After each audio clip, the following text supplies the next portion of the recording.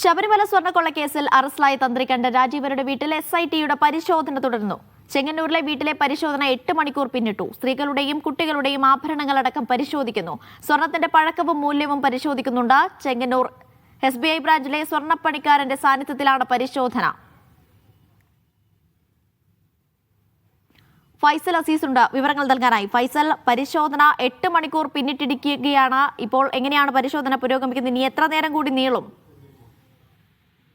തീർച്ചയായും മനീഷ, അതായത് 8 മണിക്കൂർ ഇപ്പോൾ പിന്നിട്ടിരിക്കുകയാണ് SITയുടെ പരിശോധന എന്ന് പറയുന്നത്.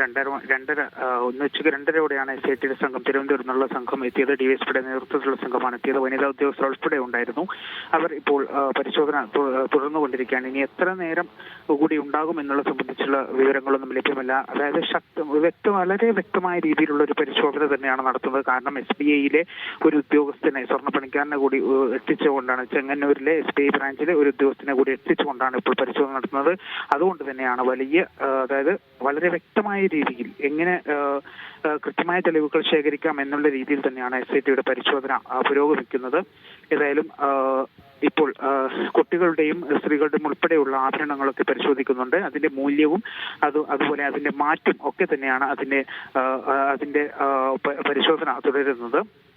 അതിനാണ് ഇത്തരത്തിൽ ഈ സ്വർണ്ണപ്പണിക്കാരനെ എത്തിച്ചത്. അതായത് ശബരിമലയിലെ സ്വർണത്തിന്റെ മൂല്യവുമായി അല്ലെങ്കിൽ അതിന്റെ മാറ്റുമായി ഏതെങ്കിലും രീതിയിൽ ബന്ധമുണ്ടോ എന്ന കാര്യം അന്വേഷിക്കുക മാത്രമല്ല, ഈ ദക്ഷിണയായി ഈ തന്ത്രിക്ക് നിരവധി ഉരുപ്പടികൾ ലഭിച്ചിട്ടുണ്ട് എന്നാണ് മനസ്സിലാക്കുന്നത്. അപ്പോൾ അത്തരത്തിലുള്ള സ്വർണം കൂടി ഉണ്ട്. അതൊക്കെ തന്നെയും പരിശോധിക്കും എന്ന് തന്നെയാണ് അറിയുന്നത്. ഏതായാലും പരിശോധന ഇപ്പോൾ 8 മണിക്കൂർ പിന്നിടുന്ന ഒരു സാഹചര്യം, 8 മണിക്കൂർ പിന്നിടുകയാണ് അനീഷ. ശരി, ഫൈസൽ അസീസാണ് ആലപ്പുഴയിൽ നിന്ന് വിവരങ്ങൾ നൽകിയത്.